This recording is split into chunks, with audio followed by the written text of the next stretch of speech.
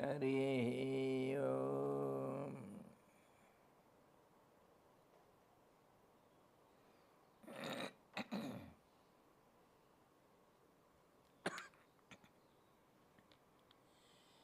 योगवशिष्ठ निर्वाण प्रकरण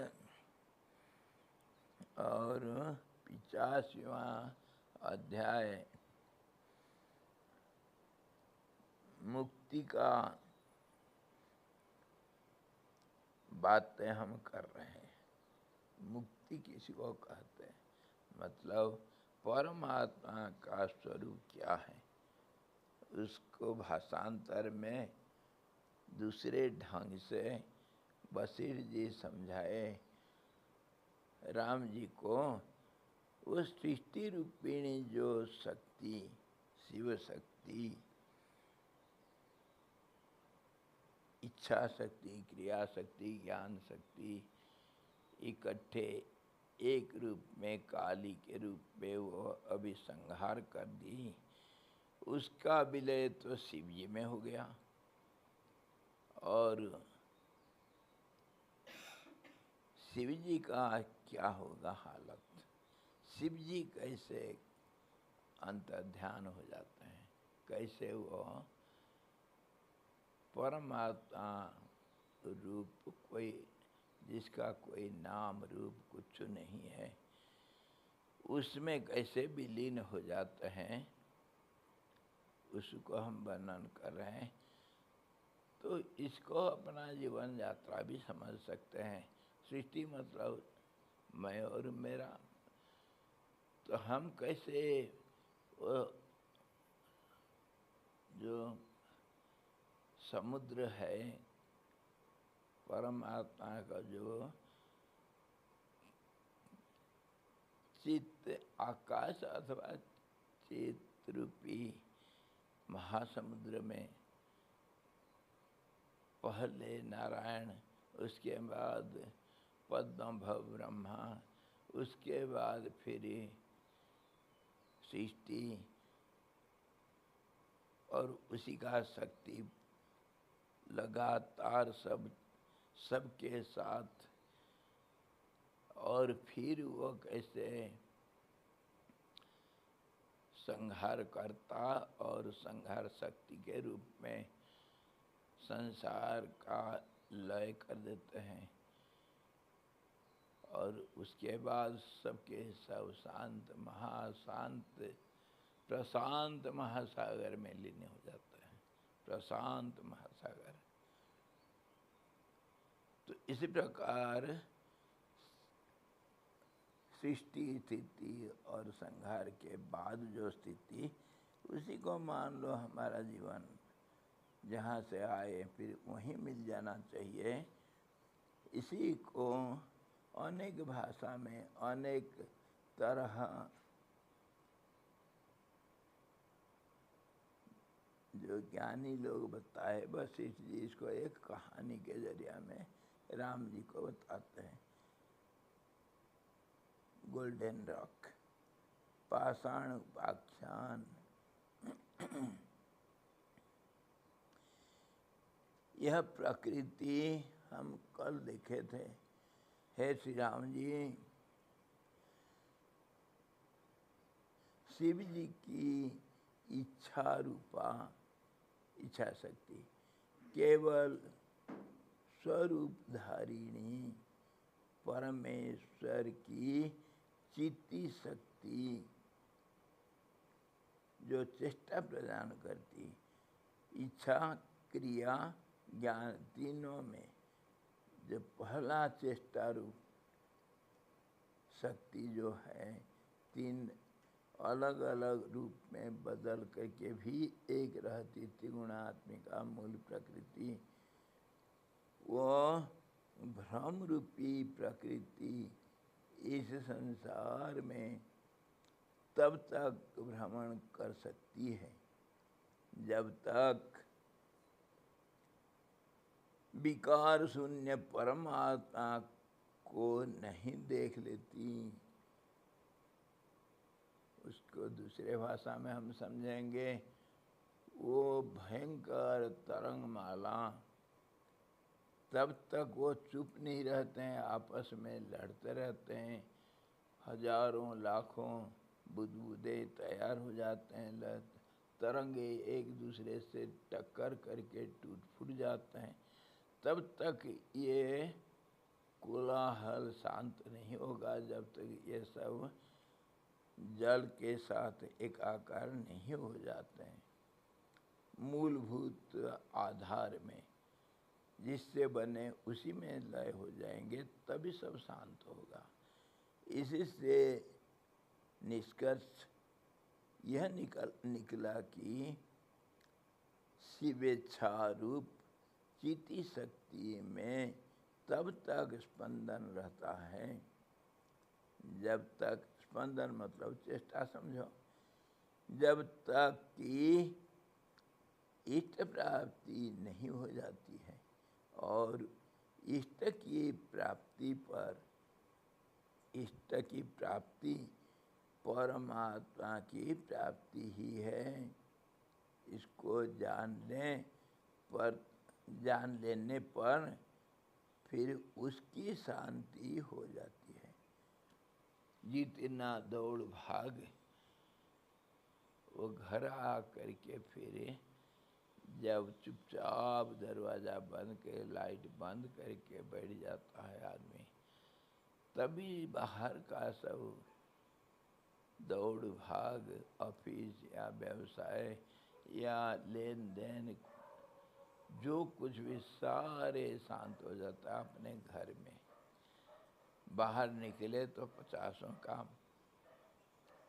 उसी को कोई कहते हैं हमारे अपना घर, तो जहाँ हमारे माँ बाप सब चुपचाप बैठे हैं, बूढ़े हो गए हैं, पिताजी अकर्मण्य हैं, कुछ काम धंधा नहीं कर सकते, घूम फिर नहीं सकते हैं, बेड रीडन के सब, बेड रीडन उठ नहीं पाते है कि नहीं? अरे भाषा अलग है भाई। आप कहेंगे के सब, मैं कहूँगा बेड रीडन, तो क्या अलग हो है? एक ही बात है ना। उठ नहीं पाते। और मम्मी वो कहीं नहीं जाती, पैर दबाती रहती है कहीं नहीं जाती बेचारी, बुढ़े बुढ़ी पड़े हैं। एक सौतला माँ है, हाँ, बड़ा खतरनाक, हर पल में लड़ाई करती रहती है मेरे साथ। इधर क्या मुफ्त पड़ा है, घर में बैठ के खाता रहता है। जा कुछ कमा करके ला, जाओ विदेश जाओ, इधर घर में क्या पड़ा हो, क्या रखा है, चल। गाली दे करके, डंडा मार करके घर से निकाल देती हैं। आया हूँ ये विदेश में, यहाँ मेरा कोई नहीं। ऐसा तो चिल्लाता हूँ, सब मेरे माँ, सब मेरे बाप, अरे तुम ही मेरे सब कुछ हो, चिल्लाता हूँ, लेकिन दिल नहीं मानता है। ये सौतेला माँ का डंडा खाया हूँ आ करके इधर बहुत घुमा, बहुत, जितना कमाई किया सब खो दिया, कुछ नहीं हाथ लगा। आखिर फिर याद आए, अरे मेरे माँ बाप कैसे होंगे, घर ले जाने के लिए कुछ नहीं मेरे पास, सब खो दिया, खाली हाथ। चलो कुछ भी हो, रास्ता खर्चा तो कम से कम चाहिए। ये विदेश में इस अनजान नगर में मेरे को कौन जानता है, क्या देता है। सब मेरे दुश्मन इधर खड़े हैं, देखते हैं बड़े, मेरे पास जब पैसा होता है तो दोस्त बन के आ करके सब खूब खाते पीते आनंद करते।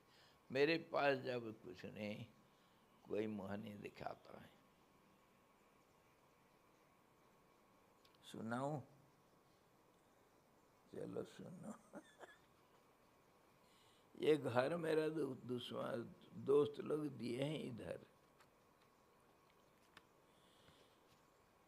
और जितना मैं कमाई किया सब आकर के खूब मौज लूटे, घर दिए हैं। किसी का घर मेरे को, अरे ये तेरे लिए,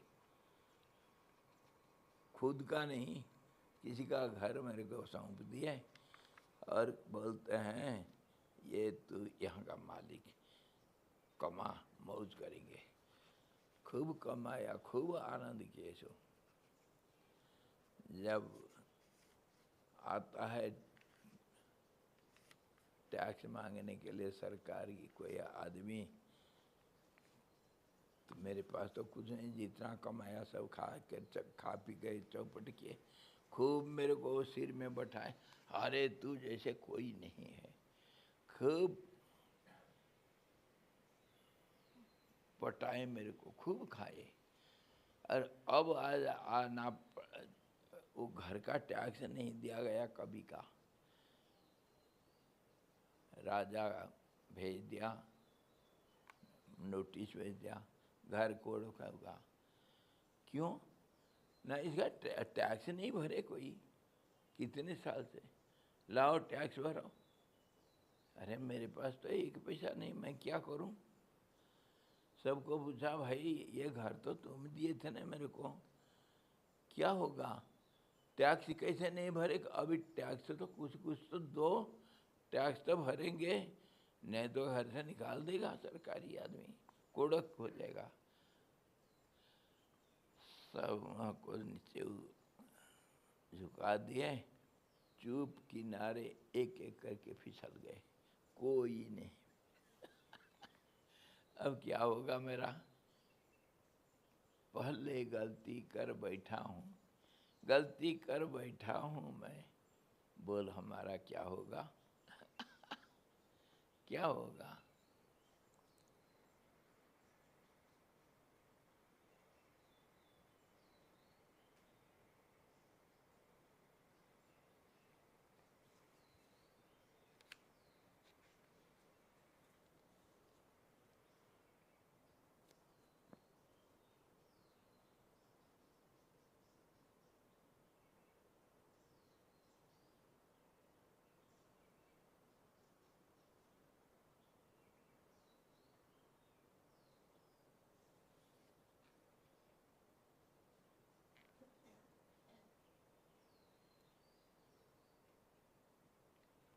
कभी सुने नहीं आप? अच्छा सुनो। ये बोलते हैं, अब तू चला, मैं तो चला, तू चला, तुम चलाओ, तू चला, अब मैं तो चला।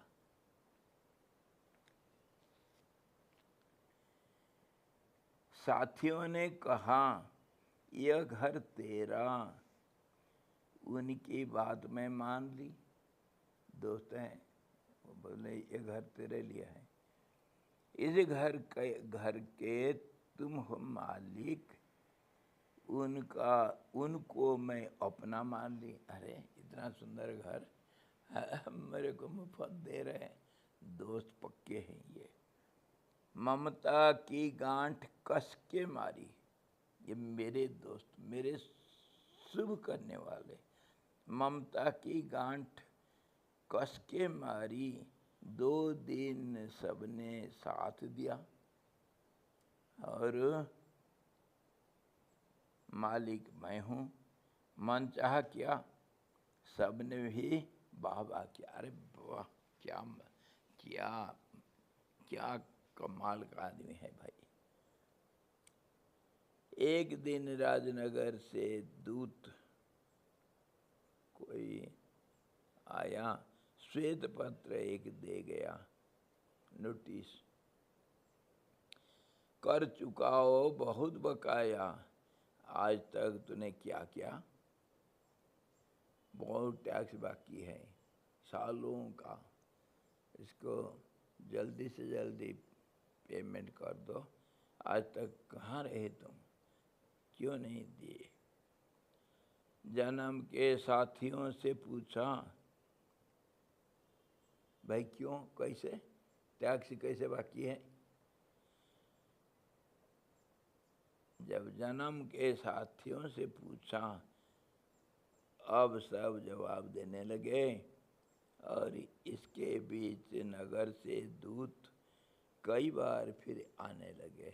एक बार थोड़ी, कुछ टाइम दिए, इसके दिन इतने दिन के अंदर पेमेंट कर दो, नहीं तो कोड़क होगा घर। बच्चे साथी तो सब चुप, सिर धुन धुन कर घूमते फिरा, रो करके इधर जाओ उधर जाओ, कहाँ पे कुछ मिलेगा। आज तक मेरे हाथ में कुछ एक पैसा नहीं, जो कमाया सब उड़ाए। सिर धुन धुन कर घूमते फिरा, मिले नगर सेठ संजोग से। नगर सेठ होते हैं ना, मतलब पहले ज़माने में राजा महाराजाओं का एक बड़ा भारी कोई धनी व्यक्ति, जैसे बोलो मोदी जी के अंबानी। नगर सेठ।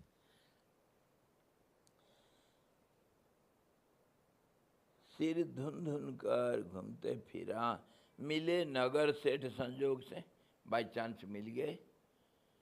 मैं नाम सुना था उनका, ये हैं बड़े सेठ भाई, बड़े दयालु है, राजा को जितना चाहिए सब देते हैं। और रोया, उनके पैर पकड़ के रोया। रोया तो ढांढस बताया बंधाया। अरे बेटा क्यों रो रहा है, क्या है? पैर पकड़ रोया। तो वो बोले, अरे रोना छोड़, क्यों रो रहा है? नाम बताया, मिलो मालिक से, कहे रोना मई, जो मालिक है ना, मेरा नाम सुनने से कुछ नहीं करेगा। नाम दे दिया, नाम बता दिया, जाओ मिलो मालिक से, कुछ नहीं होगा तेरा, जा, रोना नहीं। रोया तो ढांढस बताया बंधाया, नाम बताया, बोला मिलो मालिक से। घर लौटा, देखा क्या अचरज, वापस आया, हिम्मत आया, अब तो मालिक मेरा कुछ नहीं कर सकता है। आकर के क्या देखता हूँ, घर लौटा देखा क्या अचरज, मालिक बैठा है घर के अंदर। पहले तो नोटिस बता दे रहा था, अभी तो खुद आकर बैठ गया। आवाज आई, अंदर से वो आवाज देता। मैं जब आया ना बाहर, देखा मेरे को, वो अंदर से जोर से बोला, आवाज आई, नहीं रहते हैं दो शेर एक गुफा के अंदर। ये घर गुफा मान लो, गुफा के अंदर दो शेर नहीं रह सकते, तू रहेगा नहीं तो मैं रहूंगा। आई समझ में? अब समझ में आएगा। दोबारा पढ़ूंगा तब समझ में आएगा, अभी ऊपर ऊपर का अर्थ समझ लो। आवाज आई, नहीं रहते हैं दो शेर एक गुफा के अंदर। होश आया, मुझे होश आया, बात तो सही भाई, दो मालिक एक जगह का नहीं हो सकते हैं। होश आया मुझे, अब सोचने लगा, मालिक तुझे बनना था कौन?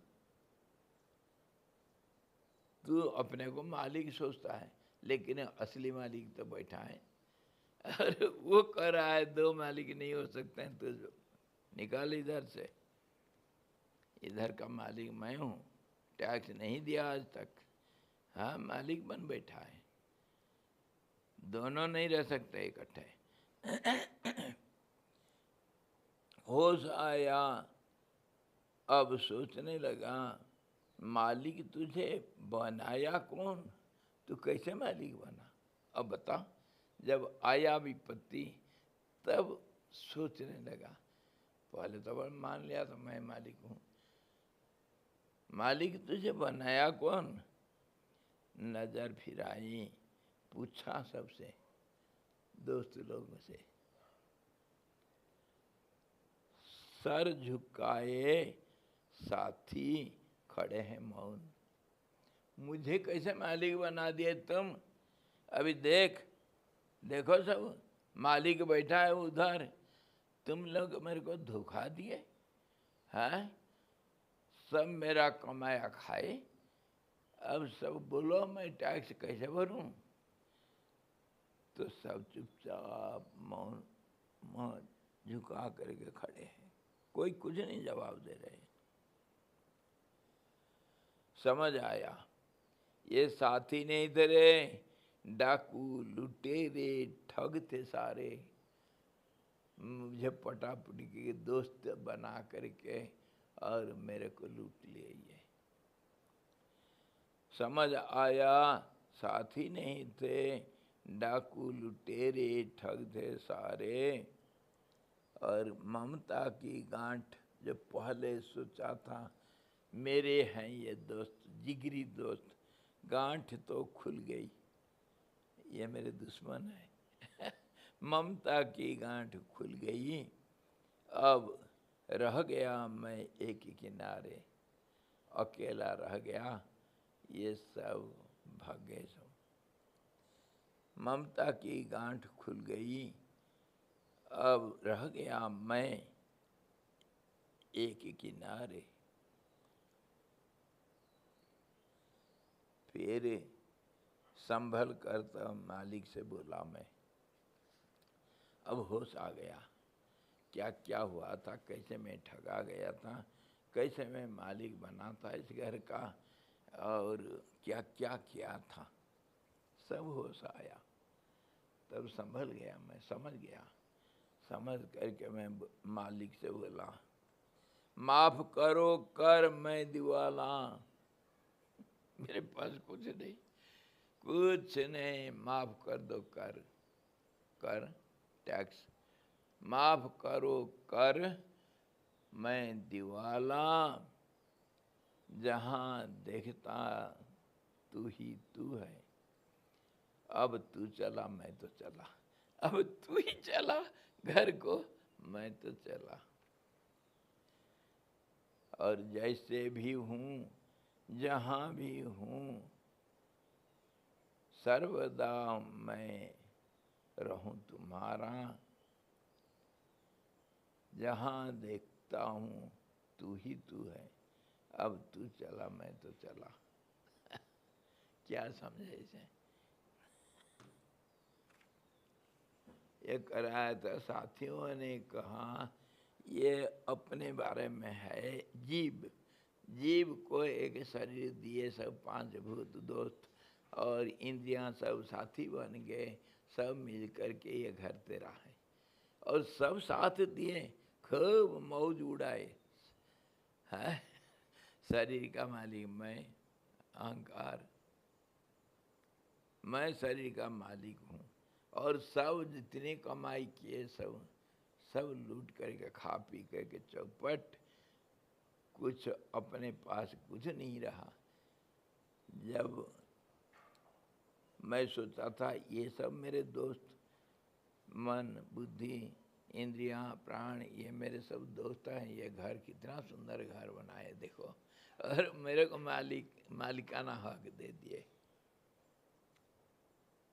सब मेरे दोस्त थे, और जो कुछ किया मैं सब इन्होंने से तो खाए, मैं क्या खाया? ये इंद्रियों ने बांट बूंट करके मन बुद्धि प्राण सब मिल करके सब आनंद लूटे। अब एक दिन राजनगर से दूत श्वेत पत्र एक दे दिया। श्वेत पत्र मतलब नोटिस भी है, ये भी श्वेत पत्र, ये श्वेत पत्र। आई समझ में, बाल सफेद हो गए, कान सुनता नहीं, आंख दिखता नहीं, ये सब नोटिस आ गया, नोटिस आ गया। अब समय हो गया भाई, टैक्स भरो। नहीं तो घर खाली करो। कोड़ो क्या होगा।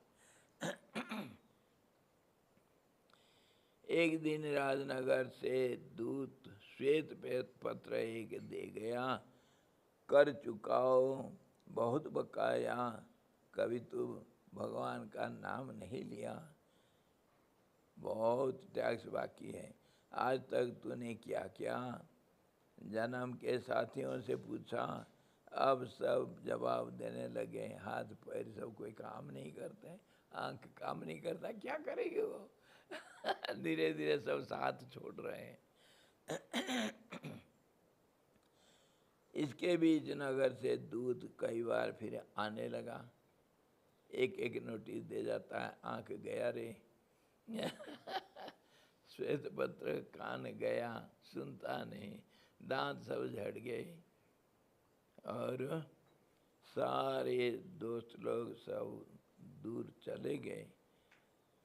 सिर धुन धुन कर घूमने फिरा, क्या करूं, अभी तो कुछ नहीं कमाया जिंदगी में, अब क्या करूं। मिले नगर सेठ संजोग से। नगर सेठ कौन है?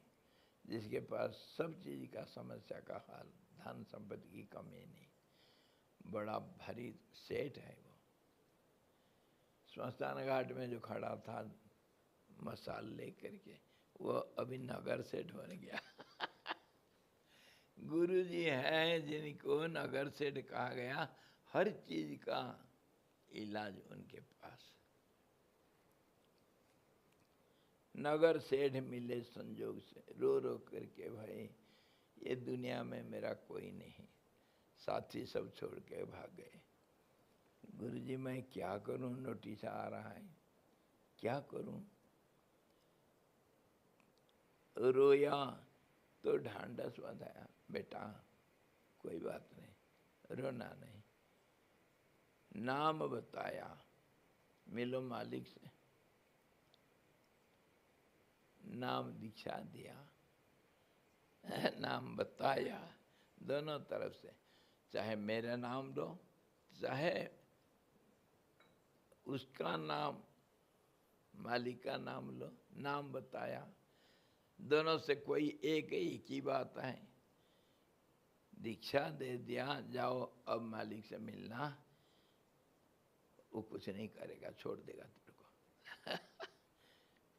खुश हो गया मैं, चलो गुरुजी तो रास्ता बता दिए।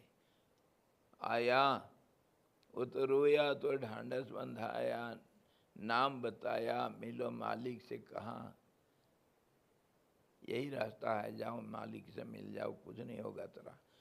घर लौटे देखा क्या अचरज, घर कहाँ है, अहंकार कहाँ, मैं हूँ अंदर।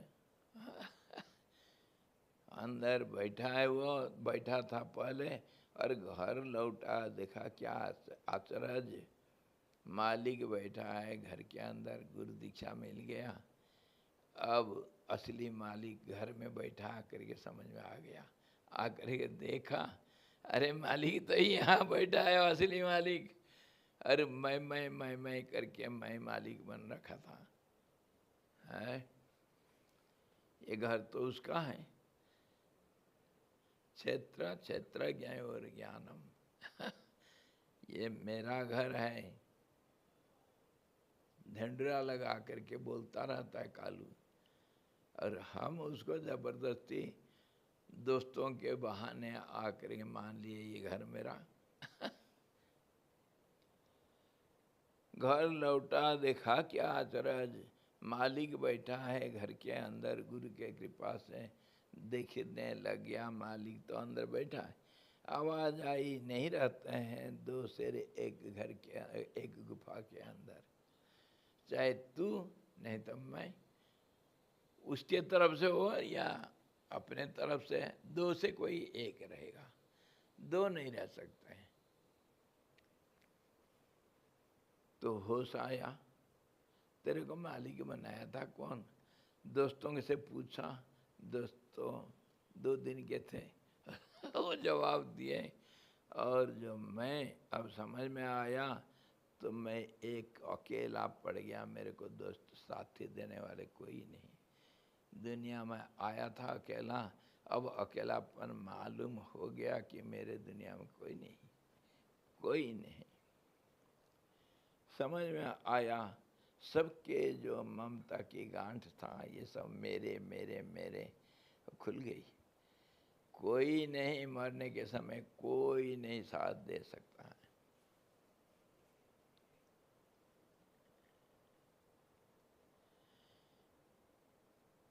तब समझ में आया साथी नहीं थे, ये तो डाकू लुटेरे ठगते सारे दुनिया के नाता रिश्ता, ये कोई अपने होते हैं? जो परमात्मा से दूर कर देते हैं, मैं मेरा मेरा करके जो कुछ हम कमाया सब इन्होंने सब बर्बाद कर दिया मेरे को। उनको दोस्त कहेंगे? ये सब दुश्मन है दुनिया में, हाथ पैर भी, आँख कान भी, और नाता रिश्ता भी दुश्मन है। समझ में आ गया, अब पक्का वैराग्य बैठ गया, ये मेरे कोई नहीं, ये सारा दुनिया दुश्मन है। और मैं अकेला पड़ गया। अब संभल कर, अब तो आया समझ में, है मैं अकेला हूँ दुनिया में, मेरा कोई नहीं। मालिक है भगवान, मालिक से बोला, संभल कर मालिक से बोला, माफ करो कर मैं दीवाना, दुनिया में कुछ नहीं मेरे पास, अब मुझे माफ कर दो, सारा जिंदगी ऐसा गंवा दिया, माफ करो कर मैं दीवाना। जहाँ देखता हूँ तू ही तू है, अब तू चला इस घर को, मैं तो चला। अहंकार करता है अब मेरा इधर कोई काम नहीं। मालिक के घर में बैठा, वो नगर सेठ के दया से, अब मैं तो चला, तू चला, तू इस घर को चला, अभी तू ही है मालिक, मैं तो दीवाला कहीं भीख मांगूंगा, मर जाऊंगा। जहाँ देखता हूँ तू ही तू, अब तू चला मैं तो चला, जैसे भी हूँ जहाँ भी हूँ सर्वदा मैं रहूं तुम्हारा। ये जो मैं, ये तुम्हारा नाता जोड़ दें तो काम बन जाएगा। अब तू इस घर को चला, मैं गया, मेरा इधर कोई काम नहीं। आई समझ में? इसी प्रकार जब अपने घर कोई पहुंच जाता है तो फिर सब कुछ हो जाता है। जब विदेश में ऐसे ही कोई धोखाबाज मिलते हैं, सब लूटते हैं हमको, जितने कमाया सब गंवाया।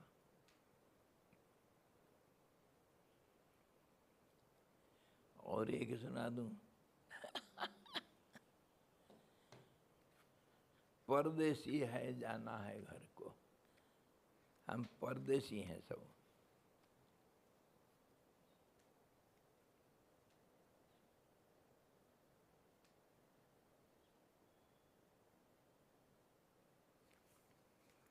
चलो चलेंगे, घर चलेंगे।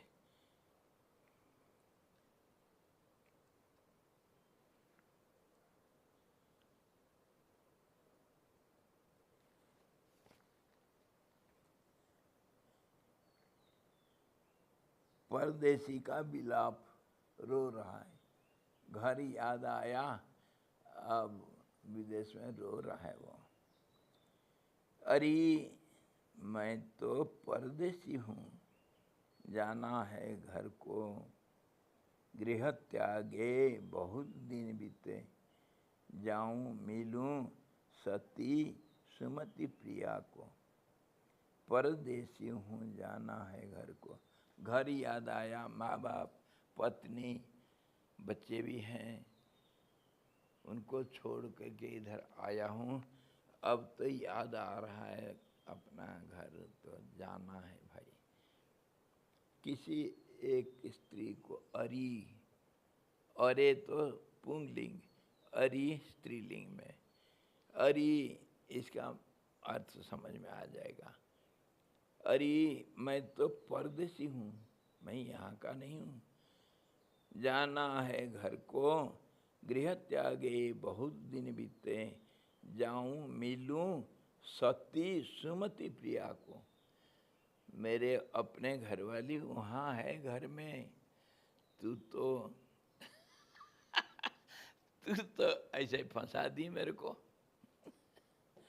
है, यहाँ आकर के फंस गया मैं।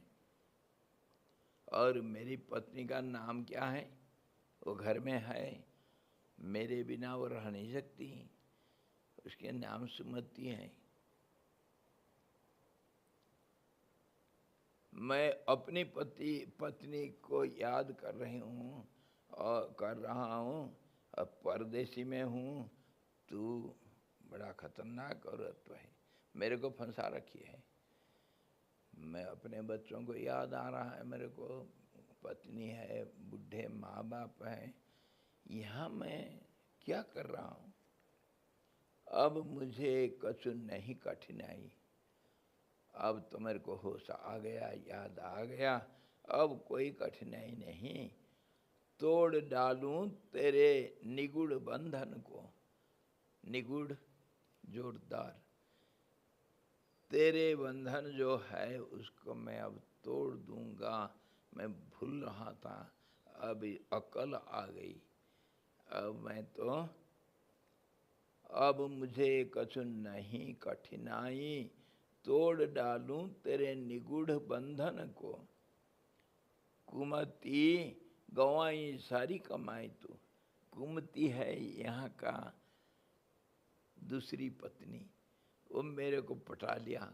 कुमति, कुमति सुमति सब के उर बसाएं, निगमागम सब ग्रंथ अस कहें।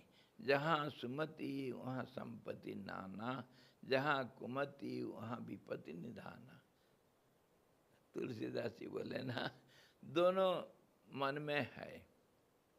यहाँ सुमति और कुमति को पत्नी रूप से बताया, और भीष्म जी सुमति को अपना बेटी बताए थे, क्योंकि वो तो ब्रह्मचारी थे, आजन्म ब्रह्मचारी। तो जब वो सरसज्जा में पड़े थे, उस समय भगवान कृष्ण आकर के सामने खड़े, समय आ गया जाने का, उत्तरायण आ चुका है। तो कृष्ण भगवान आकर के सामने खड़े हैं, वो तो सिराना के पास खड़े थे, भीष्म जी देख नहीं पा रहे थे। माधव पैर के पास आ जाओ ताकि मैं दर्शन कर लूं। कृष्ण पैर के पास आकर के खड़े, पितामह मैं आपके लिए, मैं बहुत खुश हूँ आपके ऊपर, आप जो कहते हैं, अभी भी अगर जीवित होना चाहते हैं, मैं अभी भी दे सकता हूँ। आपका सारे कष्ट दूर हो जाता है और आप पुनः फिर इस शरीर में वापस आ सकते हैं। सब कुछ 3 भुवन का राज्य में दे सकता हूँ। ब्रह्मा को क्या चाहिए, मैं खुश हूँ तुम्हारे ऊपर, तुम धर्म का ध्वजा हो, बोलो क्या चाहिए। जैसे कुंती भी बोली थी, ऐसे ही भीष्म जी बोलते हैं, माधव मुझे ठगो मत तुम्हारे माया बड़ा विचित्र है, लेकिन अभी तो मेरे को ये सब कुछ नहीं चाहिए। लेकिन आखिर एक तमन्ना मेरा रह गया जो पूरी नहीं कर पाया मैं। आप अगर उस मरने के समय तो आखिर इच्छा पूरा करते हैं ना सब तो अगर आखिर मेरा तमन्ना पूरा कर दोगे तुम, तो वही मेरे लिए बहुत आशीर्वाद होगा। वचन दो। तो भगवान कृष्ण कहते हैं, पितामह मैं जरूर करूँगा तुम्हारी इच्छा पूर्ण, कुछ भी इच्छा हो पूरा करूँगा, बताओ क्या चाहिए तुमको। तो विष्णु जी कहते हैं, माधव मेरे एक बेटी रह गई, ब्याह नहीं हुआ उसकी, एक बेटी है, सारे गुणों में संपन्न है, सुंदरी, परम सुंदरी, सारे गुण संपन्ना, और किसी चीज में किसी तरह कोई कमी नहीं है उसके अंदर, लेकिन उसकी शादी नहीं करवा दे पाया मैं। भगवान कृष्ण आश्चर्य हो गए, आपकी बेटी? हाँ माधव मेरे एक बेटी है। वो कैसे? उसका क्या करूं? न मैं तो नहीं करा पाया शादी, तुम ही करवा देना, मेरे आखिरी मनसा पूरा हो जाएगा। भगवान कहते हैं, मैं वचन देता हूँ जरूर करूँगा। बताओ वह लड़की है कहाँ? बताता हूँ। जिंदगी भर उस बेटी को खूब पालन पोषण किया, और जितने संसार में सद्गुण है सब उसको दिया, उसमें संपन्न है और सब कुछ उसके पास है। तो उसका वर मैं भी ढूंढ रखा हूँ, उसके साथ शादी करवा देना। तो भगवान बोले, बोलो वर कौन है और तुम्हारी कन्या कहाँ है? मेरे सुमति नाम की लड़की है, और वर तो आप ही खड़े हो, उसका स्वीकार करो। हमेशा के लिए उसको स्वीकार कर लो, और मैं मुझे विदा देता हूँ। या आखिरी इच्छा मेरी थी, उसको आप स्वीकार करना। मेरी सुमति नाम का बेटी, सर्वगुण संपन्न, महाभारत का दिल को दहलाने वाले आखिरी सीन में इसका भीष्म जी जब भगवान कहा बिल्कुल स्वीकार करता हूँ, एक ज्योति निकल करके भगवान में लीन हो गया। तो इसी प्रकार ये कह रहे हैं, सुमति पत्नी के रूप में, सुमति कुमति सबके अंदर है, दोनों पॉजिटिव नेगेटिव। कौन किसी को कैसे व्यवहार करता है? एक तो सौत है, एक ओरिजिनल है। तो ये कह रहा है, विदेश में आकर के ये सौतला पत्नी के साथ फंस गया ये जीव।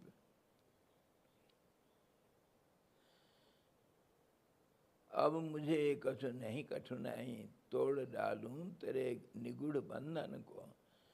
कुमति गंवाई सारी कमाई तू, क्या ले जाऊं घर दूं प्रियतमा को। क्या मेरे पास रह गया, तू तो सारे बर्बाद किया कर दिया।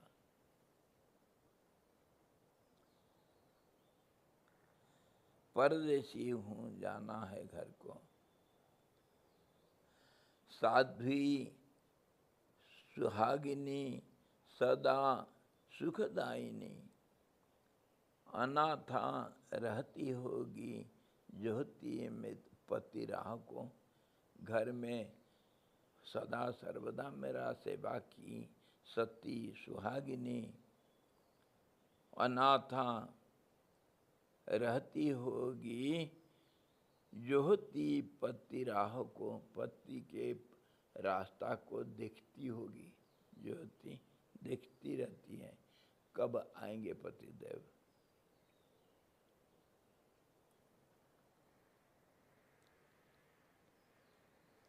अरे क्या हो गया?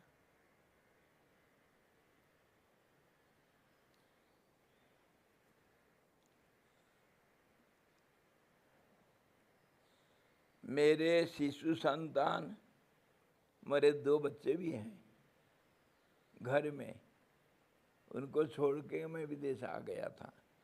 मेरे शिशु संतान ज्ञान विराग 2, भक्ति का 2 बच्चे थे, मुझसे मूर्छित पड़े थे ना, उसको नारद बताए थे भागवत का कहानी। तो ये कह रहा है मेरे शिशु संतान ज्ञान वैराग 2 बरबस सहते हैं भूख प्यास को। ज्ञान वैराग्य बहुत दुर्बल हो गए, पिताजी नहीं है साथ, खाने के लिए नहीं घर में, परदेसी हूँ जाना है घर को। अभी याद आ रहा है घर।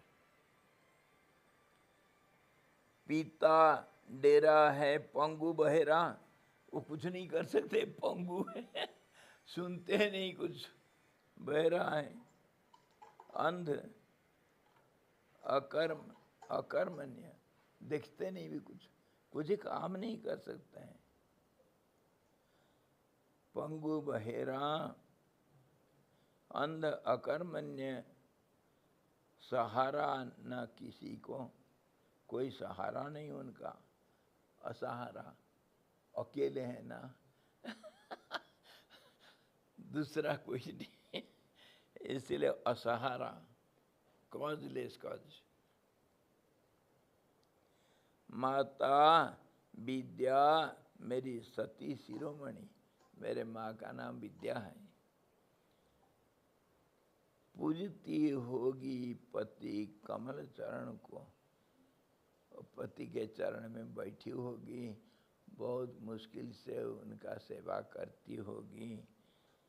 अब मेरे को याद आ रहा है सब, परदेसी हूँ जाना है घर को।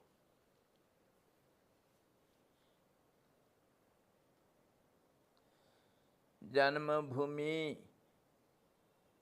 चिर आनंददायी मेरी, सुधी आई यहाँ रहूं किस काम को।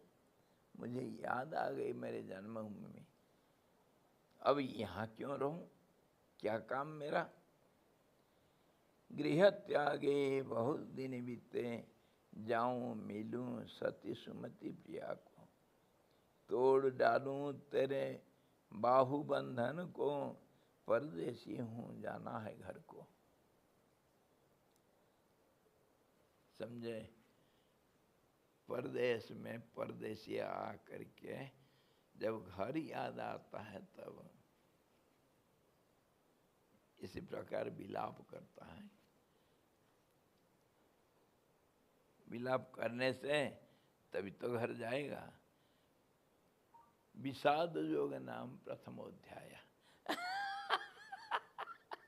विषाद योग कैसा होता है, बिना रोए किसी को वैराग्य आया ही नहीं, आएगा कभी, ये विषाद योग।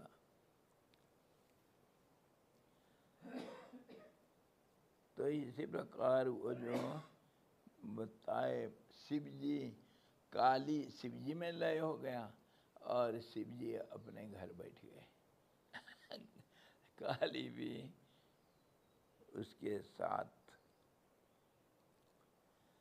नदियों का स्वरूप तो केवल जल मात्र ही है, समुद्र का संग होने पर भी,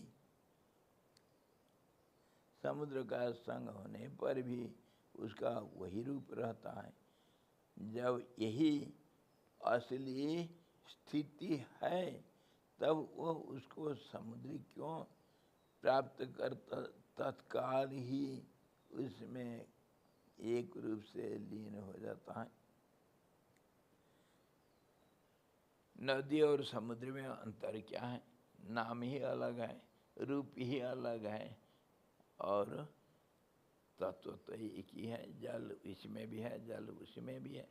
जल जल में मिल गया तो फिर मिलना क्या है और बिछुड़ना क्या है? जल तो जल सदा है। तो इसी प्रकार वो जो काली, वो मान लो समुद्र का एक नदी ही थी, कहीं बह बह करके आ करके समुद्र में मिल गई। कितनी नदियां समुद्र में मिलते हैं कौन गिनती करता है? कितने तरंगे जल में मिल जाता है कौन जानता है? ऐसे अनंत कोटि ब्रह्मांड उस जो चेतन आकाश में, चेतन रूपी सागर में बनते बिगड़ते रहते हैं। राम क्या पूछते हो, ये काली कैसे भी लुप्त हो गई? शिव जी कहाँ चले गए? संसार कहाँ गया जिसको मैं इतना ठोस रूप से देख रहा था? वो कहाँ गया? राघव, लोह निर्मित छुरी आदि की धारा उत्पत्ति कारण लोह शिला को प्राप्त कर उसमें जैसे शांत हो जाती है, यानी लोहे में मिल जाने पर धार कुछ काम नहीं कर पाती, ठीक वैसे ही वह शिवेच्छा रूपा चिति शक्ति उस शिवदेव को ही पाकर उसमें शांत हो जाती है। फिर संसार में कुछ काम कर नहीं पाती। संसार नाम नहीं। चाकू अगर ठूटा हो गया, जैसे चाकू कुछ काम नहीं कर सकता है, और चाकू अगर लोहा बन जाता है, गला करके दूसरा रूप ले सकता है, फिर भी चाकू बन सकता है। जब तक उसका धार नहीं है वो कुछ नहीं कर सकता है। चाकू का काम नहीं कर सकता है। वैसे ही ये शिव शक्ति अथवा महामाया जो कुछ कहो, जब तक उसमें क्रियाशीलता नहीं, चंचलता नहीं, तो कोई संसार का काम कुछ नहीं होगा। चेष्टा नहीं है तो कुछ नहीं कर सकती। स्थिर हो गया तो वो शक्ति कहाँ रहा? अगर लोहा को तुम चाकू बोल सकते हो क्या? वही चाकू बन करके कितना मर्डर करता है, कितना सब्जी काट लेता है, कितना फल, कितना क्या नहीं कर देता हो। लेकिन एक टुकड़ा लोहा कुछ नहीं कर सकता है। लोहा बन जाने के बाद चाकू अकर्मण्य स्थिर हो जाता है। तो ये चित्त शक्ति जो है संसार बना करके क्या खेल करता है कोई ठिकाना नहीं। और जब उसका वो धार टूट जाता है तो फिर वो चाकू नहीं कहलाती है, वो तो लोहा बन गया। कितना सुंदर उदाहरण दिया। शक्ति और चाकू मान लो, संसार चाकू का क्या हुआ काम, और चाकू ठूटा हो गया, लोहा बन गया। तो काली शिवलय और शिव एक लोहा का टुकड़ा, वो तो लोहामय है।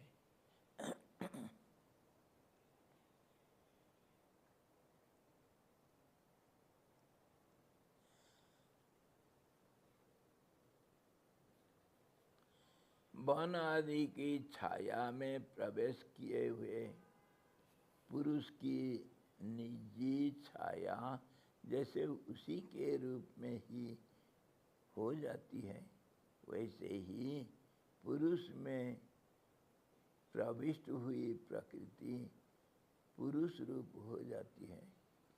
अब शिवजी पार्वती का बात रख करके, अब पुरुष और पुरुष की शक्ति, पुरुष परम पुरुष शिव मानो, और व्यक्ति व्यष्टि पुरुष तो सबको ही है, सबका छाया है। लेकिन किसी जंगल में किसका छाया दिखता है? क्योंकि वहाँ समष्टि छाया अपना व्यष्टि छाया को निगल जाता है, वो कुछ नहीं कर सकता है, कुछ नहीं दिखता है। आसाम के जंगल में कभी सूरज नहीं पहुँचता है, घनघोर दिन दोपहर में भी कभी पेड़ों का छाया नहीं दिखेगा, एक पेड़ का कभी छाया नहीं दिखता है। क्यों कि उधर सूरज का ताप पहुंचता नहीं, इतना घना जंगल होता है। कभी देखे हैं?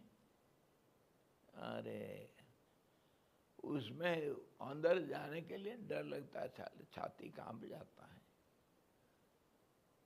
घनघोर जंगल,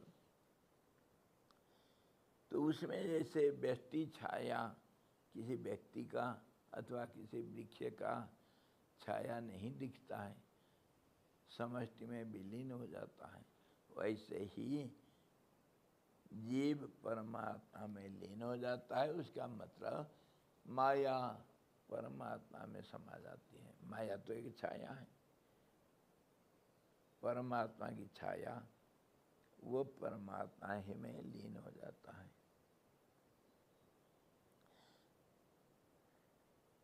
तब तो वन में से निकल जाने के बाद जैसे फिर अपनी छाया अलग हो जाती है, वैसे ही ब्रह्म प्राप्त पुरुष को भी फिर संसार प्राप्त हो सकता है ना?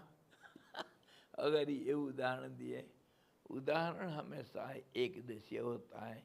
एक गुण को लेकर दूसरे के एक गुण के साथ तुलना किया जाता है, उसको उदाहरण कहते हैं।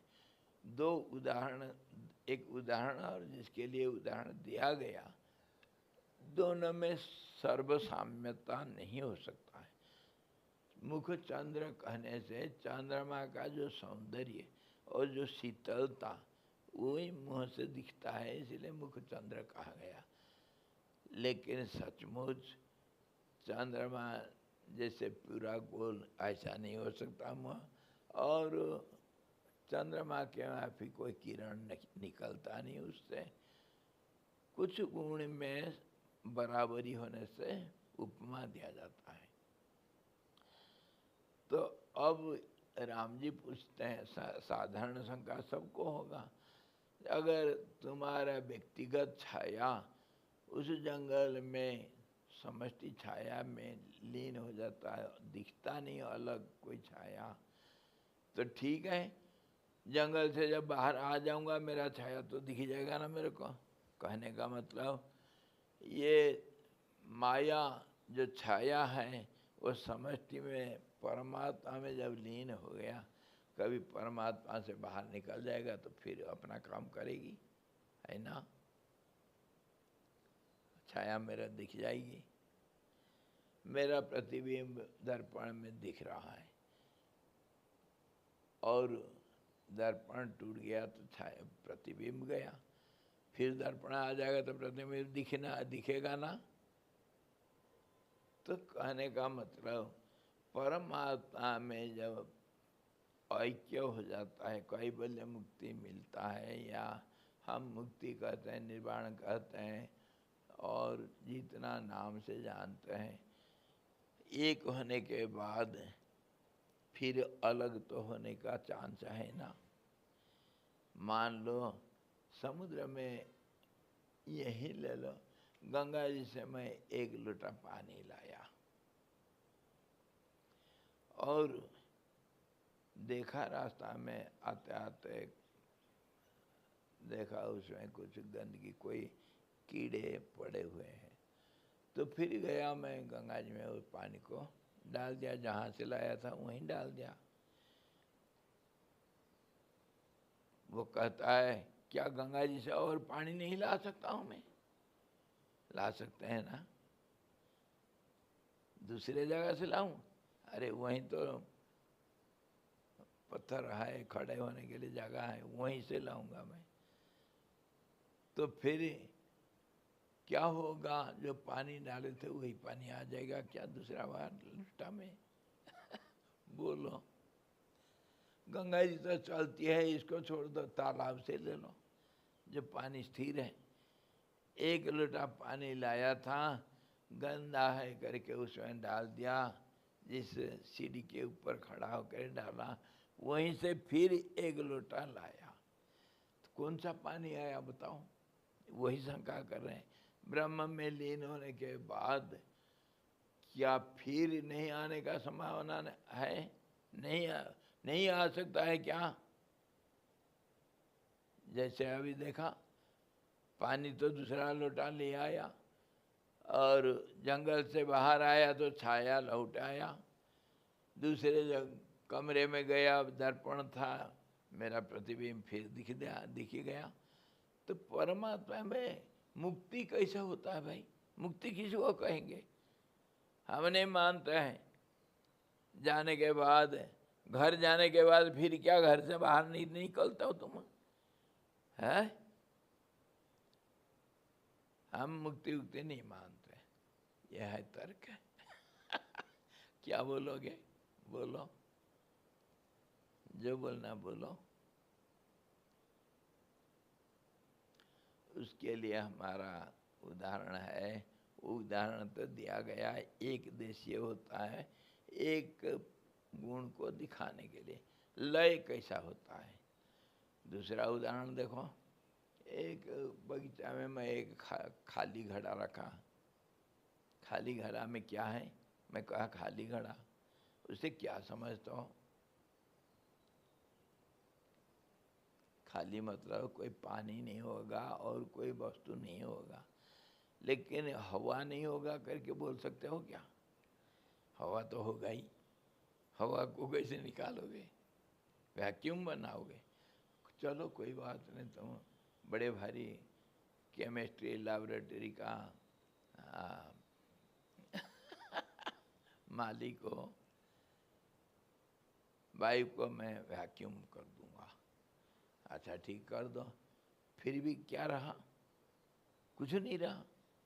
अरे वैक्यूम तो रहा ना, आकाश को खाली कर सकते हो क्या? करो, कैसा वैज्ञानिक देख लेते हैं। तो चलो, वो खाली घड़ा को रख दिया उधर, और उसको फिर कुछ जरूरत पड़ा या नहीं तो कोई बच्चे खेल रहे थे, एक ठोकर लगा, एक पत्थर लग गया, घड़ा टूट गया।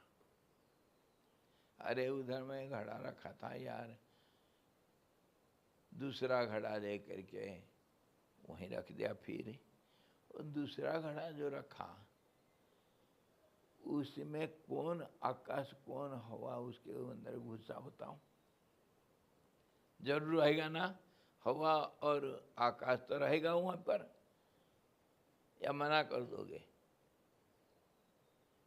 उस खाली घड़ा जो पहले था उसमें जो आकाश था, अब दूसरा घड़ा रखने के बाद कौन सा आकाश दूसरे घड़े में घुसा?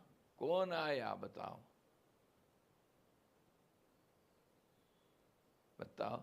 टूटा नहीं तो उसका मैं घर में ले आया था, फिर ले करके रख दिया वहीं। तो उसमें कौन सा आकाश पहले था, बाद में कौन सा आकाश घुसा?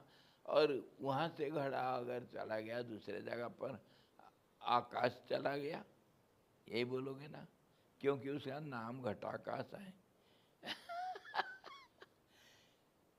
घटाकाश को उस बगीचा से ला करके घर के अंदर रखा, घटाकाश अगर मठाकाश में रहा तो ये दोनों अलग हैं या एक हैं? और वहाँ अगर फिर लेकर के मैं घटाकाश को रख दिया, वो घटाकाश पहले और दूसरे में क्या अंतर है? बताओ, क्या बोलोगे? इसी प्रकार परमात्मा, आकाश का क्यों उदाहरण दिया गया? आकाश सर्वव्यापक, सर्वज्ञ, कहीं भी जा सकता है, क्योंकि सर्वव्यापक होने के कारण उसका अनुपस्थिति कभी नहीं रहता है। सब जगह पर उपस्थिति ही उपस्थित है, आकाश सब जगह पर है। इसी प्रकार हम देखने से ये पता चलता है आकाश का बहिर्गमन और अंतर्गमन में कोई अर्थ नहीं है, वो तो सर्वत्र व्यापक है। इसीलिए अंदर बाहर कुछ नहीं होता है, ना कोई बाहर गया ना कोई अंदर आया। इसी प्रकार परमात्मा सर्वव्यापक है। हाँ, कोई जीव उसमें मिलता नहीं यार। मिलने का खाली एक तो शब्द उच्चारण करते हैं हम, मुक्ति मिल गया। व्यष्टि परमात्मा में मुक्ति को पा गया, कैवल्य एकता मिल गया, उसको ऐक्य बन गया। जैसे जल का बूंद समुद्र में मिल गया तो हम कहते हैं नदी समुद्र में मिल गया, कैवल्य मुक्ति मिल गया, केवलता हुआ। यहाँ भी जल था, वहाँ भी जल बन गया।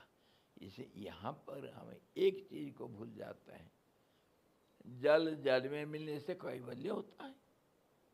बोलो अरे जल तो जल है, जल जल में मिलेगा क्या? क्या मैं मुझ में मिलूंगा?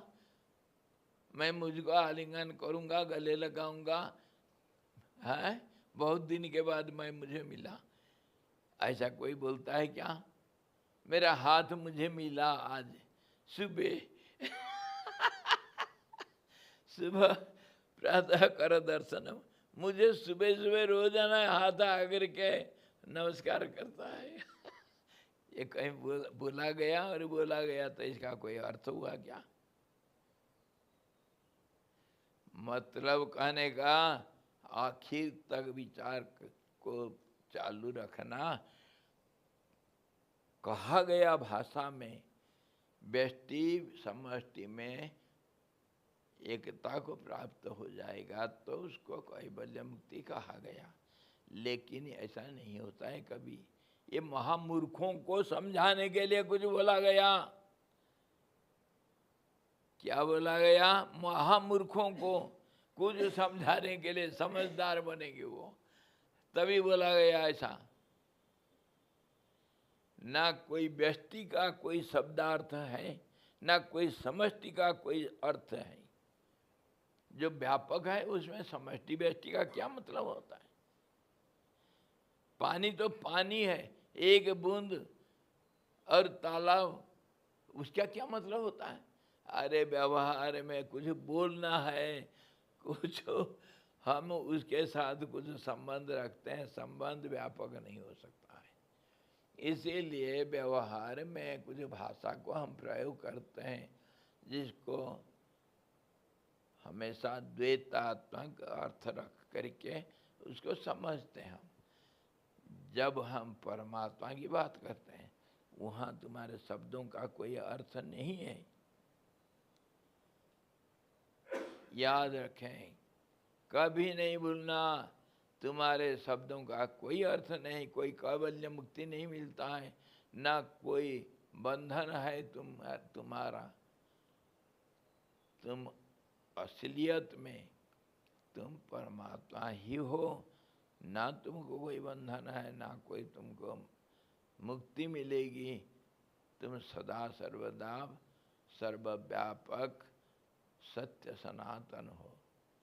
मान रखा है, जब ऐसा मान लेंगे हम। अभी अगर मैं मुझको एक व्यष्टि जीव करके मानना तो उसके ऊपर तो हजारों टीका टिप्पणी करेंगे। व्यष्टि जीव हुआ, चलो फिर भावना को लेंगे, एक भावना अनेक भावना में बदलने का एक प्रवाह को व्यष्टि जीव कहते हैं। अंश मात्र को व्यष्टि कहा गया। उदाहरण के लिए व्यवहार में हाथ शरीर का व्यष्टि रूप है, शरीर समष्टि रूप है। एक घर गांव का एक व्यष्टि रूप है और पूरा गांव समष्टि रूप है। इसीलिए कहा गया भाषा में, ये इंद्रिय ग्राम है, भूत ग्राम है, ये गांव है, इसके घर का नाम, ये देह का नाम, ये सब खाली बोलने के लिए, थोड़ा देर के लिए, इसका कोई अर्थ एक पल के लिए रहता है और आगे बढ़ते हैं, हम विचार करते हैं, वो अर्थ कहाँ गायब हो जाता है? जैसे कहा गया, दीप से दीप जगाते चलो, है? क्या एक दीप से दूसरा दीप को जगा दिया तो आग दो बन गया, दो अग्नि बन गया? बोल पाओगे? हाय हिम्मत! और कैसा बोलते हो दो दीप? है? ये बोलने के लिए बोला जाता है, थोड़ा देर के लिए कुछ व्यवहार का कुछ लेना देना करने के लिए बोला जाता है, जिसका कोई अर्थ नहीं है। इसी प्रकार परमात्मा में ना कोई कभी कोई मिला, ना कभी किसी को मुक्ति मिला, ना फिर दोबारा वो संसार में आएगा करके कोई संभावना है, ना कोई संसार है, ना कोई व्यष्टि जीव है। समुद्र का पानी तो समुद्र है कि नहीं? अब आया समझ में? ये शंका करना मूर्खता है। परमात्मा से फिर आ जाएगा, जीव लौट आएगा, कभी नहीं लौटता है, ना कभी मिलता है। मिलेगा तब तो फिर लौट सकता भी, अगर मिलने का संभावना है तब लौटने का भी संभावना करते रहो, क्या नहीं कर सकते हो? वहीं भी मिलने के बाद भी कभी व्यष्टि रूप रह सकता है परमात्मा में। कैसे? नमक का टुकड़ा अगर समुद्र में डाल दिया जाए, नमक पानी में, तो थोड़ा देर के लिए तो नमक का रूप रखेगा, उसके बाद फिर भले पानी बन जाए। शाम का जो प्रकाश रात्रि के अंधकार में मिट जाने के पहले कुछ देर तक तो प्रकाश रहता है, ट्विलाइट। ऐसे ही कुछ सोचते हो, सोचो, ये सोचने का कोई अर्थ नहीं। मूलभूत सत्य में आस्था रखने से फिर ये सब व्यवहार, ये सब बातों का कोई अर्थ नहीं रहता है। आई समझ में? हनुमान जी को पूछे राम जी, हनुमान तेरा क्या नाता है मेरे साथ? व्यवहार में राम जी पूछ रहे हैं, हनुमान जी कुछ बताएगा तो कुछ तो बताना पड़ेगा। हनुमान तो महाज्ञानी है। राम जी अगर पूछते हैं, राम जी कोई अज्ञानी है क्या?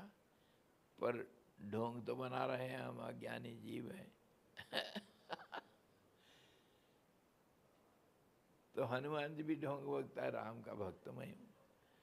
तो राम जी पूछे तो हनुमान जी बताए, देह बुद्धिया तो दासो हम। अगर शरीर को मैं देखता हूँ तो आप तो मालिक हैं, मैं आपका नौकर हूँ।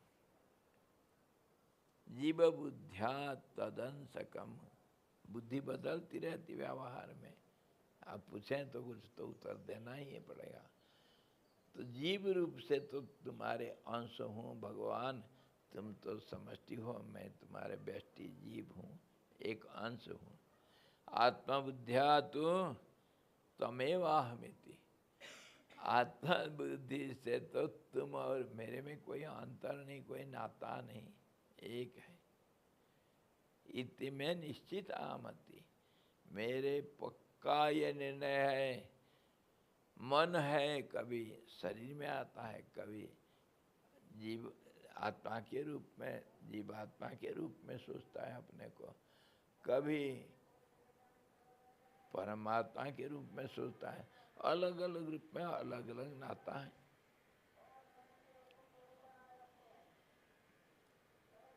डॉक्टर है लड़का मेरा, मैं रोगी हो गया, मेरा बेटा था वो। अब जब अस्पताल में एडमिट हो गया तो वो मेरा बेटा है या मेरा डॉक्टर है? जीवन दाता।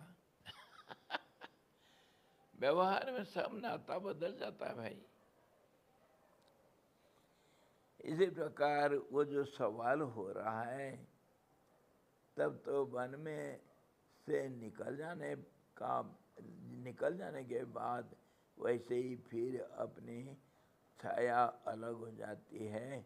वैसा ही ब्रह्म प्राप्त पुरुष को भी फिर संसार प्राप्त हो सकता है, ये शंका हुआ।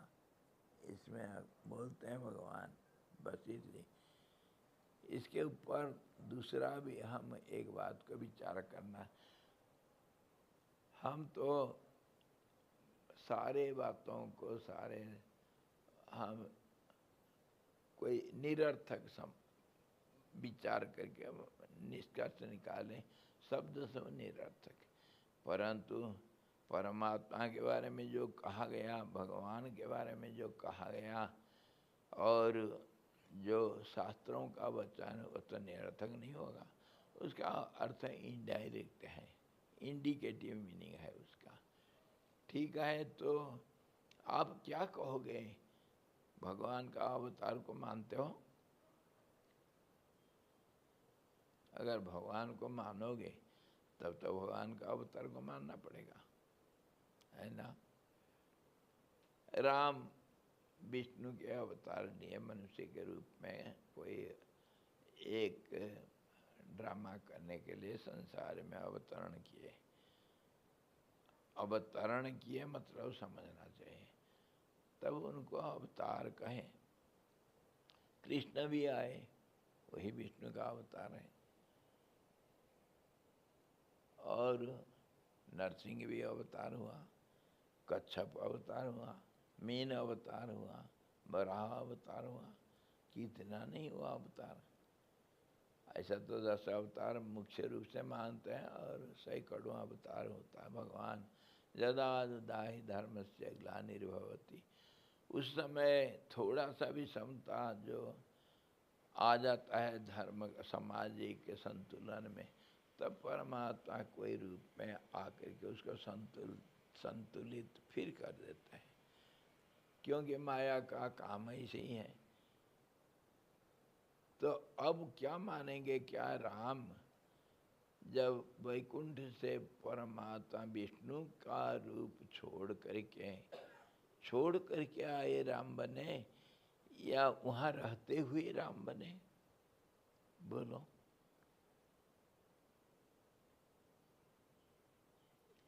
अब इसको समझने की बात, हम तो बहुत चर्चा करते हैं उसके ऊपर, लेकिन समझ नहीं रहे कि होता क्या, अवतार लेना मतलब क्या होता है, और आखिर होता है क्या।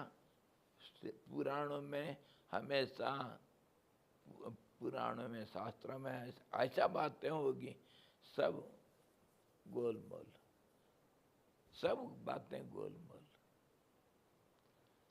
कहा गया राम जी अवतार लिए, राम जी फिरे, जब टाइम आया, कहानियाँ हैं सब, जैसे काल आकर के फिरे, आकर के राम जी से मिला, और फिर लक्ष्मण को जाने का बहाना बना दिए, और फिर राम जी सारे अयोध्या वासियों को लेकर भरत शत्रुघ्न को कहीं अलग अलग कर दिए थे।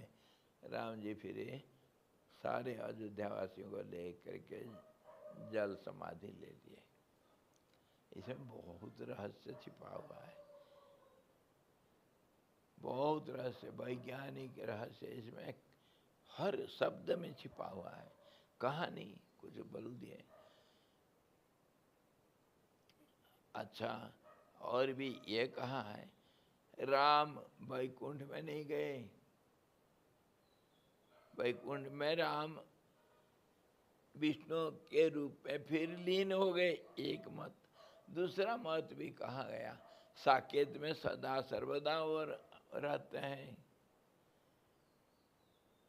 और कृष्ण गोलोक में नित्य रास क्रीड़ा करते रहते हैं। भगवान विष्णु में मिल गए, विष्णु रूप बन गए, ये भी एक मत। दूसरे मत है गोलोक में दोनों इकट्ठा बोला गया, गोलोक में सदा रास क्रीड़ा करते रहते हैं। क्या समझेंगे हम? बहुत कॉम्प्लिकेटेड है, लेकिन समझ जाने से अति सरल लगता है। जैसे अभी हम कहे आकाश का सर्वव्यापकता को अगर मानते हैं हम, तो उसका घटाकाश और मठाकाश में कोई अंतर नहीं रहता। ये सब मीनिंगलेस वर्ड्स, पर देखने के लिए व्यवहार में तो हम बोलते हैं, कुछ अर्थ रहता है। पाकिस्तान का आकाश और भारत का आकाश माने रखता है ना? लेकिन आकाश को क्या काट के तुम दो टुकड़ा कर लोगे? ऐसे ही समझो इसको।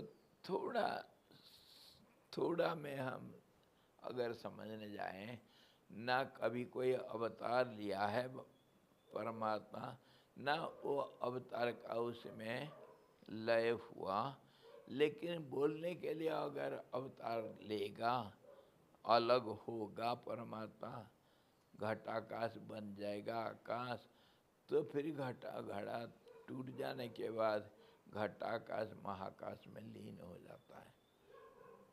अब इसी प्रकार जब हम समझते हैं, तो फिर जब वो राम अवतार के बाद कृष्ण अवतार हुआ, क्या राम आए या कृष्ण और कोई आया? बताओ। राम जो बना था, जो अंश, मान लो इसी भाषा में कहेंगे, परमात्मा का जो अंश राम बना था और परमात्मा में मिल गया, तो फिर वही अंश आया, कृष्ण बना, या और कोई आया?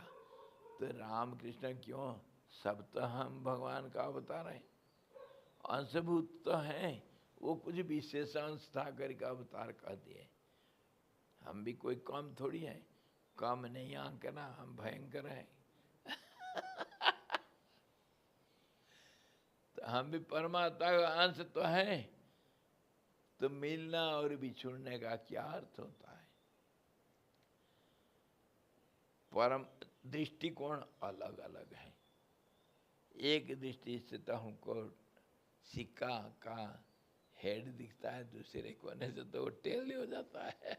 ऐसे ही हमारा अर्थ बदल जाता है।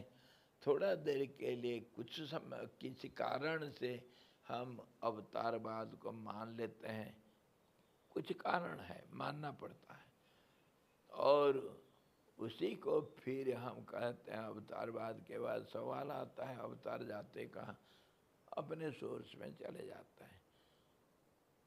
तो जैसे अवतार परमात्मा में, विष्णु में लीन होने के बाद भी फिर भी अवतार होते हैं, तो सवाल उठता है, क्या जीव परमात्मा में कैवल्य मुक्ति पाने के बाद और जब दूसरा संसार बनेगा, उसमें वो जीव आएगा या नहीं? एक मत ये भी है, भूत्वा भूत्वा विलीयन्ते, हो करके, और यथा पूर्वम अकल्पयत, ये भी है, पहले जैसे था ऐसा कल्पना किया जाता है। तो ये इतनी कॉम्प्लिकेटेड है, इसको समझोगे तो पागल ही बनना पड़ेगा।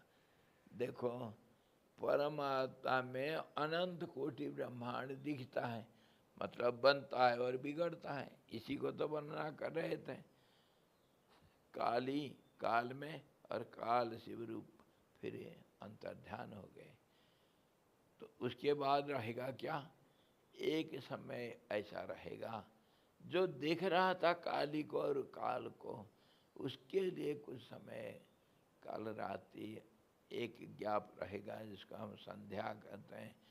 तो जो अंधकार रहेगा, कुछ हम सोच नहीं सकते हैं। उसके बाद फिर क्या होगा?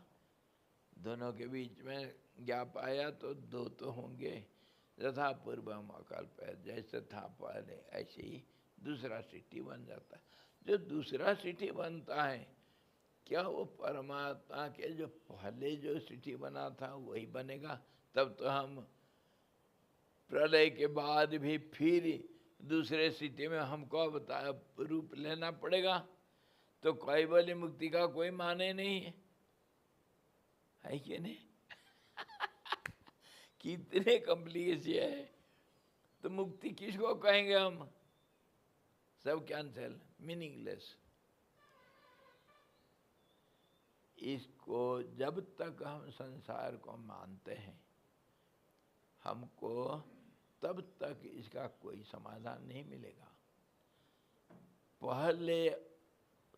तुमको पहले डिसाइड करना पड़ेगा तुम किस पक्ष का पक्षधारी है, किस तरफ तुम खड़े हो। तो अपने पक्षों को रखो। पहले तुम संसार को मानते हो या परमात्मा को मानते हो, उसको पहले निश्चय करो। संसार को मानते हो तो आना जाना लगा हुआ है। तो मुक्ति पाने के बाद फिर भी तुम्हारे अवतार हो सकता है, तुम फिर दोबारा भी आओगे। वशिष्ठ जी काकभूषण जी को पूछे, बचपन की बातें सब याद करो आए, भगवान थोड़ा आपका जीवन चरित्र बताइए, आप तो चिरंजीवी हैं। बस काकभूषण जी बड़े खुश हो कर अरे बचपन की बात पूछने से बड़ा मजा आता है, सबको बड़ा प्यारा प्रश्न सबके लिए। देखो, मैं जब जब राम जी पैदा होते हैं और बालक राम मेरा इष्ट देवता है, मैं उनके साथ जाकर का जो है बहुत खेलता हूँ, कौआ और बच्चा बहुत खेलता हूँ। तो जब मतलब तो फिर काकभूषण जी कहते हैं, मैं राम अवतार को 13 बार देखा हूँ, 13 बार राम जी के साथ ऐसा खेल किया हूँ मेरे जिंदगी में।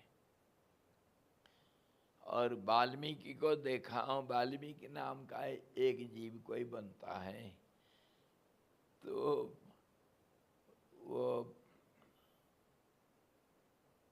28 बार देखा। वाल्मीकि तो 28 बार पैदा हुए, पर राम अवतार 13 बार देखा मैं। हर त्रेता में राम जी का आना कोई जरूरत नहीं।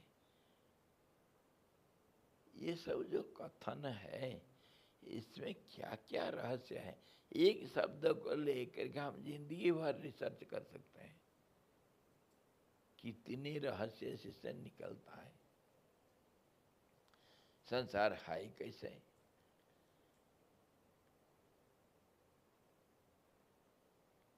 तो ये जो सवाल उठा मुक्ति का, मुक्ति क्या सचमुच में मुक्ति का मतलब क्या है?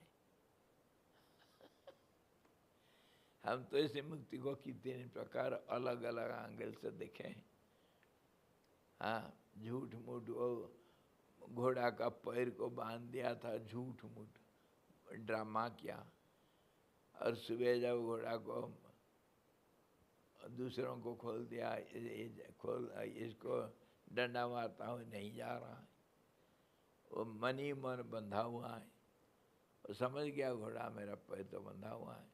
और जब फिर ड्रामा क्या खोलने का, तब फिर घोड़ा भाग गया।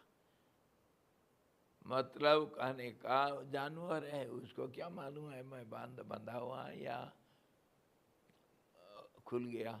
जब वो हाथ लगाता है पैर में और ड्रामा करता है बांधने का, तो घोड़ा मान लिया बंध गया, और जब खोलने का बहाना करता तभी वो मानता है कि हाँ मैं खुल गया। तो ऐसे ही हमारा बंधन और मुक्ति बंधन और मुक्ति तो मानने की बात है। मैं शरीर हूँ, मैं जीव हूँ, मान लिया, तो इसीलिए मैं पूछा, तभी तो बंधन है। मान लिया मैं मुक्त हूँ तो मान लिया, इसीलिए मैं पूछ रहा हूँ, पहले अपना निश्चय को निर्धारित करना। मैं मानता किस चीज़ को? संसार को मानते हो तब तो तुम जीव हो और तुम परमात्मा का अंश हो। इसको अगर मानोगे तो माया का रचना मानोगे अपने को। तुम बने कैसे? कौन तुम्हारा कारपेंटर कौन है, जो मूर्तिकार कौन है तुम्हारे रूप को बनाया? मूर्त क्या दिखाया? इसमें कितने कॉम्प्लिकेशन सब समाधान करना पड़ता है, तभी तो वही निष्कर्ष में हम पहुंच सकते हैं। इसी प्रकार ये मुक्ति और पुनरागमन, भगवान कह दिए जदगत्वा न निवर्तन्ते, उसका क्या अर्थ होगा हम समझ जाते हैं। बड़े समझदार हैं हम। इसको फिर कल विचार करेंगे वशिष्ठ जी क्या कह रहे हैं और उसका अर्थ क्या है।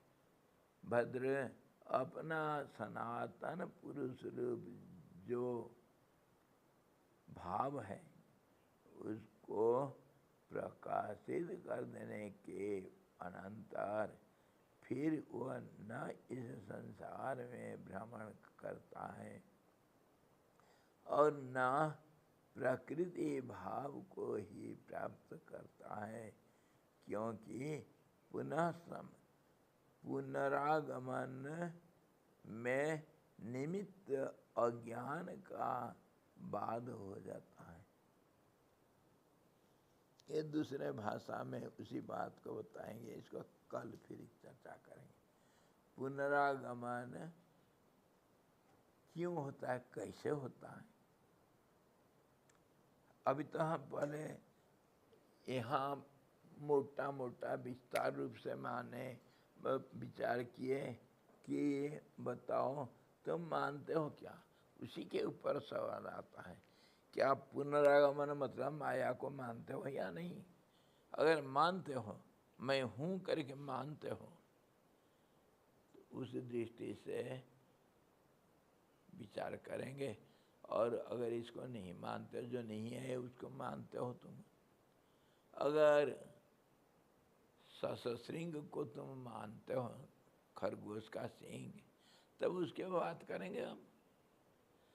और जब बंध्या पुत्र का जन्मदिन मनाना है तो उसके ऊपर प्रोग्राम बनाएंगे, योजना बनाएंगे, खर्चा कितना लगेगा, क्या होगा, क्या मेन्यू भंडारा का बनाएंगे। और अगर तुम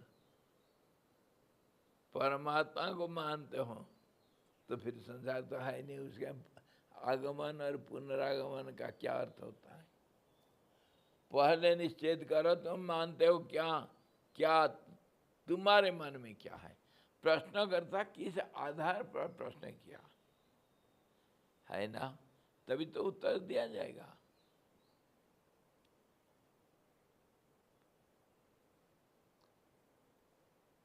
चलो कल देखते हैं। बड़ा मज़ेदार, इसमें घुसने से तो फिर दिमाग एक पूरा पागल हो जाओ, नहीं तो चुप हो जाओ।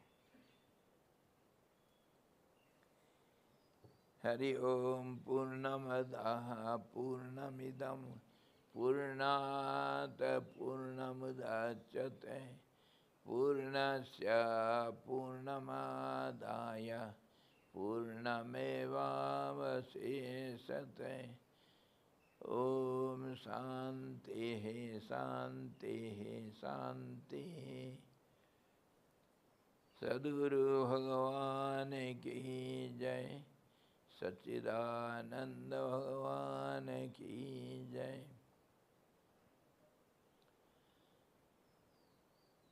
शब्द ब्रह्म की जय, सरस्वती महारानी की जय, योग वशिष्ठ जी भगवान की जय।